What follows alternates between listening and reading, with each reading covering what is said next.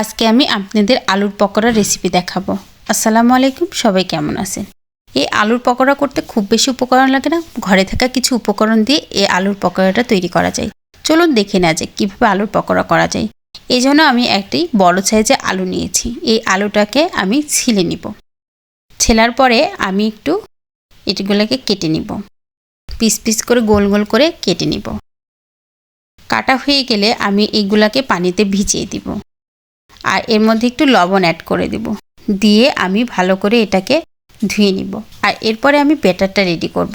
এই ব্যাটারটা রেডি করার জন্য আমি ময়দা নিয়েছি 1 কাপের মতন, আর এর মধ্যে শুকনো মরিচের গুঁড়া 1 চামচ, হাফ চামচ হলুদের গুঁড়া, কালি জিরা, একটু লবণ আর কর্নফ্লাওয়ার দিয়ে এটাকে ভালো করে মিক্সড করে আমি এটা একটা ব্যাটার তৈরি করে নেব। এটা তৈরি করতে তেমন কোনো ঝামেলা নাই, ঘরে থাকা উপকরণ দিয়ে আপনারা এটা ঝটপট তৈরি করে নিতে পারেন। এখন আমি এই ব্যাটারের মধ্যে আমি আলুগুলোকে দিয়ে দিব, দিয়ে আমি ভালো করে মাখিয়ে নিব। এই তো আমার মাখা হয়ে গেছে। এখন আমি এটাকে ভেজে নিব।